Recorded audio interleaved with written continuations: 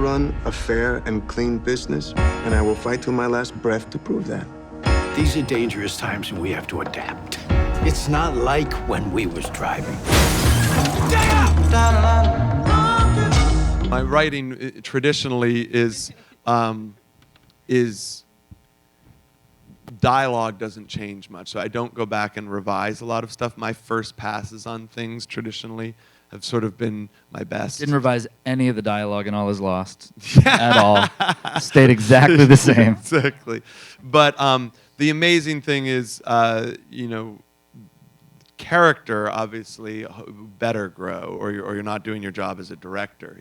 So what I'm writing usually is a roadmap for a movie, and I usually have almost every scene kind of charted out, and I know what they look like and sort of what I want them to be for you guys now. The script for All Is Lost, actually, really conservative, business people at a studio helped make that movie. Actually, they pre-bought that movie with us, and it was based on a 31-page draft. But when you were finished reading that, you kind of knew what that movie was going to be.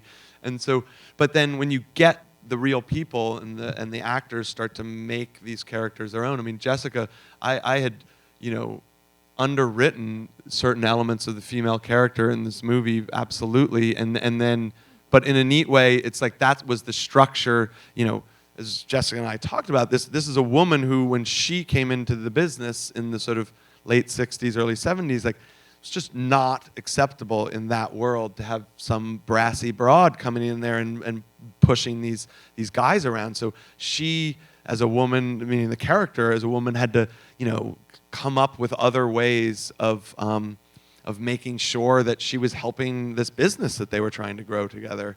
Whereas Lefkowitz, the old guy with his granddaughter, by this time in '81, he realizes the smartest person in all these people around me is that young granddaughter of mine, and you know what? Who gives a crap? She's going to be the one who gets the company. And so she's there as a real kind of marker that times had changed. But when Jessica's dad was sort of running the company into the ground, that was not even a thought in his head, probably. And so, in a way, the way the character's written is her character follows kind of the norms of what a gangster's wife in a gangster movie would be in the film, but yet, as the movie goes on, you realize she's literally like the CFO of this company. You got to know what movie, as a writer and director, that you want to make, obviously, but to not, these people, amazingly. You guys came in and interrogated the script in his office for like days on end. And that's what's amazing, right? So when actors of this quality are,